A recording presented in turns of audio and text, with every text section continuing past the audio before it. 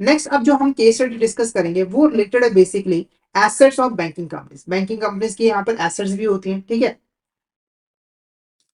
तो क्वेश्चन पहला जो इस केस स्टडी का है वो क्या है, which of the following items are included in schedule 7 of the balance sheet of banking companies. तो इसमें से कौन सी ऐसी आइटम है जो कि यहाँ पर जो बैंकिंग कंपनीज की जो बैलेंस शीट है उसके शेड्यूल 7 में जो है इंक्लूड की गई है। पहला, amount held in current account with bank, amount held in other deposit account with bank, या फिर money is held at call and short notice with bank, money held at call and short notice with other institution. ठीक है, तो इसमें से कौन सी ऐसी चीज है जो कि शेड्यूल 7 के अंदर जो है इंक्लूड की जाती है। तो फटाफट से इसका आंसर बता दे, इसका आंसर आपको क्या लग रहा है, क्या होगा इसका करेक्ट आंसर, फटाफट से बता। तो ये सारी की सारी जो आइटम्स है वो शेड्यूल 7 के अंदर जो है वो इंक्लूड की जाती है, और ये सभी की सभी एक बैंक के यहाँ पर एसेट जो है वो होती है। ठीक है, चाहे उसने बैंक के साथ बैलेंस मेंटेन किया हुआ है, चाहे वो कैश के फॉर्म में किया हुआ है, या फिर कॉल और शॉर्ट नोटिस के फॉर्म में जो है वो किया हुआ है। तो ये चारों के चारों हमारे शेड्यूल 7 के अंदर जो है वो इंक्लूड होते हैं। नेक्स्ट क्वेश्चन की बात करते हैं, the schedule 8 of investment in balance sheet of banking companies include details. ठीक है, तो जो हमारा बैंकों का जो फाइनल अकाउंट है, बैंकों की जो बैलेंस शीट है उसके अंदर जो शेड्यूल 8 है वो बेसिकली डील करता है इन्वेस्टमेंट के साथ। यानी कि यहाँ पर बैंक ने जो इन्वेस्टमेंट की हुई है, और कहाँ पे इन्वेस्टमेंट की हुई है, सिक्योरिटीज के अंदर जो इन्वेस्टमेंट की हुई है, फाइनेंशियल सिक्योरिटीज के अंदर। ठीक है, तो यहाँ पर किसकी डिटेल्स इंक्लूड की जाती है, तो ऑप्शन डी हमारे यहाँ पर करेक्ट आंसर रहेगा।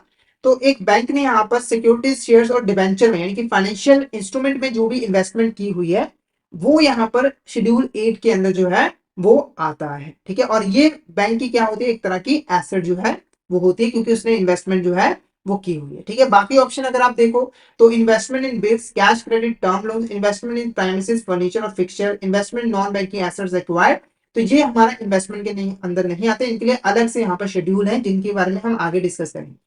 उसके बाद देखो क्या है, bill purchase and discounted, cash credit and overdraft, term loans are shown under which schedule in the balance sheet. ठीक है, तो यहाँ पर देखो बैंक ने बेसिकली बिल परचेज किया है या फिर डिस्काउंट किया है, कैश क्रेडिट की फैसिलिटी दी है, ओवरड्राफ्ट की फैसिलिटी दी है, टर्म लोन जो है वो प्रोवाइड किया है। तो ये यहाँ पर बैलेंस शीट के किस शेड्यूल के अंदर जो है वो आएगा, शेड्यूल 8 इन्वेस्टमेंट के अंदर, शेड्यूल 9 एडवांसेस के अंदर, शेड्यूल 10 फिक्स एसेट के अंदर, शेड्यूल 11 अदर एसेट के अंदर। तो इसका क्या होगा करेक्ट आंसर, वो मुझे यहाँ पर चैट बॉक्स में बता दिए, क्या होगा इसका करेक्ट आंसर, क्या होगा इसका करेक्ट आंसर। और अगर आपको सेशन अच्छा लग रहा है, बेनिफिशियल लग रहा है, तो सेशन को लाइक जरूर कर दीजिएगा। तो इसका जो करेक्ट आंसर है वो है ऑप्शन बी, क्योंकि देखो चाहे बैंक ने यहाँ पर बिल परचेज किया, बिल परचेज का क्या मतलब होता है, देखो बैंक ना बिजनेसेस को ये फैसिलिटी प्रोवाइड करता है कि उनके जो बिल ऑफ एक्सचेंज है, यानी कि जो बिल्स रिसीवर्स हैं उनको वो इमीडिएट कैश में कन्वर्ट कर सकते हैं। जैसे एक कंपनी, मान के चलो एक कंपनी जो है यहाँ पर उसने यहाँ पर गुड्स जो है वो क्रेडिट पे बेची है, उसकी पेमेंट उसको 3 महीनों के बाद यहाँ पर मिलना है। तो ये जो बिल्स रिसीवर्स है, ठीक है, बिल्स रिसीवर, इनकी पेमेंट 3 महीनों के बाद मिलनी है, पर बैंक के यहाँ पर एक फैसिलिटी देता है कि ये बिजनेस यहाँ पर ये जो बिल्स है वो बैंक को सेल कर सकता है, ठीक है, या फिर डिस्काउंट करवा सकता है, जहां पर बैंक जो है वो बिल्स में से जो बिल्स की टोटल अमाउंट है उसमें से कुछ चार्जेस अपने डिडक्ट करके टोटल अमाउंट जो है, बाकी का जो पैसा बचता है वो बिजनेस को दे देता है। तो यहाँ पर बेसिकली बैंक एक तरह का लोन या फिर एडवांस जो है वो प्रोवाइड कर रहा है। ठीक है, ऐसे ही कैश क्रेडिट के अंदर भी बैंक एक तरीके से लोन दे रहा है, ओवरड्राफ्ट के अंदर भी एक तरीके से लोन दे रहा है, टर्म लोन के अंदर भी लोन दे रहा है। तो ये हमारा शेड्यूल 9 एडवांसेस के अंदर जो है वो आ जाता है। उसके बाद शेड्यूल 10 जो है वो फिक्स एसेट के साथ डील करता है, जैसे कि बिल्डिंग्स वगैरह हो गई, और शेड्यूल 11 जो है वो हमारी अदर एसेट, फिक्स एसेट के अलावा जो अदर एसेट्स हैं उनके साथ जो है डील करता है। नेक्स्ट क्वेश्चन की बात करें, other assets are related with schedule 11, which item is included in schedule 11 other assets of balance sheet banking companies। ठीक है, तो देखो जो हमारा अदर एसेट है उसके साथ शेड्यूल 11 डील करता है, तो इसमें से कौन सी ऐसी चीज है जो कि हमारे यहाँ पर शेड्यूल 11 के अंदर जो है वो इंक्लूड की जाती है। पहला यहाँ पर देखो क्या है, inter office adjustment, accrued interest, advance tax paid, non banking asset acquired.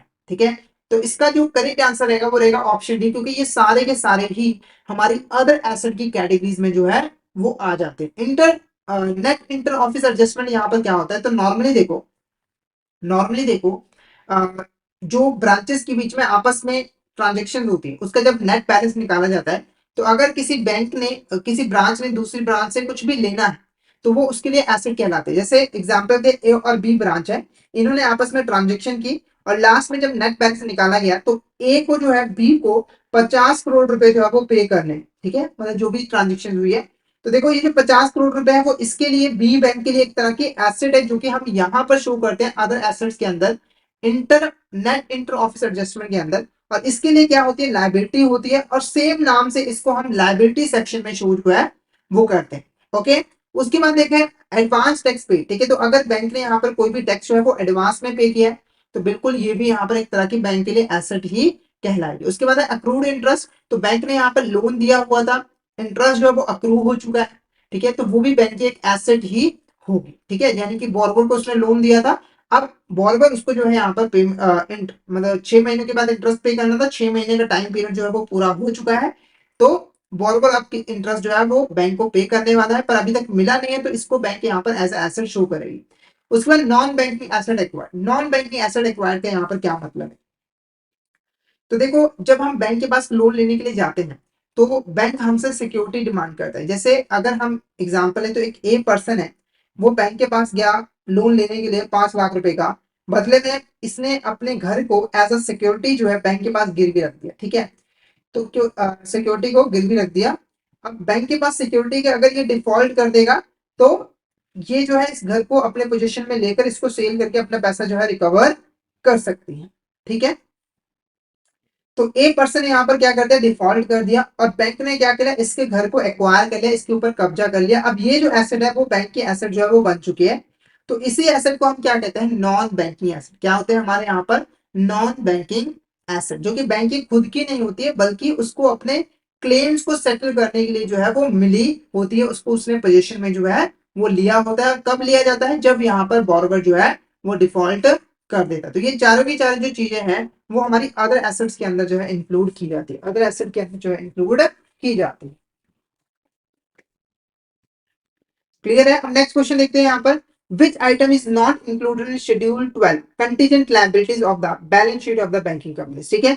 तो ये हमारा यहाँ पर शेड्यूल 12 होता है बैलेंस शीट का, जिसका नाम है कंटीजेंट लायबिलिटी, और इसको हम बैलेंस शीट के फुटनोट पे शो जो है वो करते हैं। अब ये कंटीजेंट लायबिलिटी है क्या, पहले इसको अगर हम डिस्कस कर लेते हैं तो देखो कंटीजेंट लायबिलिटी एक ऐसी लायबिलिटी होती है जिसको जिसको बैंक तभी पे करती है अगर फ्यूचर में कोई इवेंट जो है वो अकर होता है। मतलब कि बैंक को ये लायबिलिटी पे करनी है या फिर नहीं करनी है, वो उस फ्यूचर इवेंट पे जो है वो डिपेंड करता है। जैसे एग्जाम्पल के यहाँ पर मान के चले ए एबीसी बैंक थी, उसने अपने कस्टमर की बी कस्टमर की जो है गारंटी दी थी सी पर्सन को कि बी पर्सन जो है वो टाइम के ऊपर जो है वो पेमेंट कर देगा, यानी कि सी ने इसको यहाँ पर मान के चलो गुड्स सेल जो है वो की थी। तो जो एबीसी बैंक है, जो हमारे यहाँ पर एबीसी बैंक है, उसने यहाँ पर क्या है, गारंटी दी है कि बी पर्सन जो है सी पर्सन को टाइम पर जो है वो पेमेंट कर देगा, अगर ये पेमेंट नहीं करेगा तो बैंक यहाँ पर पेमेंट करेगा, ठीक है। अब ये बैंक की एक तरह की यहाँ पर क्या है, कंटीजेंट लायबिलिटी, जो कि एक फ्यूचर इवेंट के ऊपर जो है वो डिपेंड करती है। वो फ्यूचर इवेंट क्या है, यहाँ पर जो कस्टमर है बैंक का, यानी कि बी कस्टमर है, उसका डिफॉल्ट करना। अगर ये डिफॉल्ट करेगा तो एबीसी बैंक को यहाँ पर पेमेंट सी पर्सन को करनी पड़ेगी और इसकी लाइबिलिटी जो है वो अराइज हो जाएगी। और अगर ये डिफॉल्ट नहीं करेगा तो इसको पेमेंट यहाँ पर नहीं करनी पड़ेगी। यानी कि कोई भी ऐसी लाइबिलिटी जो कि बैंक को पे करनी है या फिर नहीं करनी में है, वो एक फ्यूचर इवेंट पे डिपेंड होता है, वो हमारा कंटीजेंट लाइबिलिटी जो है वो कहलाता है। ओके, तो इसमें से कौन सा ऐसा है जो कि हम शेड्यूल 12 कंटीजेंट लायबिलिटी के अंदर शो नहीं करते। Option A, claim against a bank not recognised as a liability, ठीक है। तो बैंक के अगेंस्ट कोई भी क्लेम है, यानी कि कोई पर्सन कह रहा है कि मैंने बैंक से जो है 50 करोड़ रुपए जो है वो लेने हैं, बैंक को मुझे 50 करोड़ रुपए जो है वो पे करने हैं, पर बैंक यहाँ पर डिनाई कर रहा है कि हम आपको लाइबल नहीं है पे करने के लिए, ये हमारी लाइबिलिटी नहीं है, ठीक है। तो ये हमारा कंटीजेंट लायबिलिटी हुआ, क्योंकि ये एक फ्यूचर इवेंट पे डिपेंड करता है। वो क्या है कि कोर्ट में केस कौन जीतेगा, अगर बॉल जो हमारा कस्टमर है वो जीत गया तो बैंक को यहाँ पर पे करने पड़ेंगे 50 करोड़ रुपए और उसकी लायबिलिटी बन जाएगी। अगर बैंक जीत गया तो उसे पेमेंट नहीं करनी पड़ेगी, तो ये हमारा कंटीजेंट लायबिलिटी जो है वो कहलाएगा। उसके बाद liabilities arising from unsettled forward exchange contract, ठीक है। तो ऐसी लायबिलिटी जो कि अनसेटल्ड फॉरवर्ड एक्सचेंज कॉन्ट्रैक्ट से यहाँ पे जो है वो अराइज हो रही है। फॉरवर्ड एक्सचेंज कॉन्ट्रैक्ट का मतलब क्या होता है, ऐसा कॉन्ट्रैक्ट जो कि किया तो प्रेजेंट में जाता है, यानी कि कॉन्ट्रैक्ट तो हमने प्रेजेंट में किया है पर उसको हम परफॉर्म जो है फ्यूचर डेट पे करेंगे। जैसे एग्जाम्पल के मान के चले यहाँ पर ए और बी के बीच में कॉन्ट्रैक्ट हुआ है कि जो ए पर्सन है वो बी पर्सन को जो है 100 कारें जो है 100 कार जो है 5 लाख रुपए के हिसाब से 6 महीनों के बाद जो है वो सेल करेगा। तो ये क्या है, यहाँ पर एक तरह का फॉरवर्ड एक्सचेंज कॉन्ट्रैक्ट है। मतलब कि ये एक तरह का फॉरवर्ड कॉन्ट्रैक्ट है। फॉरवर्ड एक्सचेंज कॉन्ट्रैक्ट का मतलब यहाँ पर जब हम करेंसी को एक्सचेंज करने के लिए यहाँ पर कॉन्ट्रैक्ट जो है वो कर रहे हैं। तो इसकी वजह से अगर बैंक की लाइबिलिटी अराइज हो रही है, उसे ज्यादा पेमेंट करनी पड़ रही है, तो उसे हम कंटीजेंट लाइबिलिटी के अंदर जो है वो शो करेंगे। उसके बाद एक guarantees provided on behalf of customer. तो कस्टमर के बिहाफ पर अगर कोई भी गारंटी प्रोवाइड की है तो ये भी हमारी कंटीजेंट लाइबिलिटी के अंदर आएगी। उसके बाद है option D, non banking asset. तो ये हमारा कंटीजेंट लाइबिलिटी के अंदर नहीं आएगी, क्योंकि ये अदर एसेट्स की कैटेगरी में जो है वो आती है। तो ऑप्शन डी हमारा यहाँ पर क्या होगा, करेक्ट आंसर जो है वो रहेगा।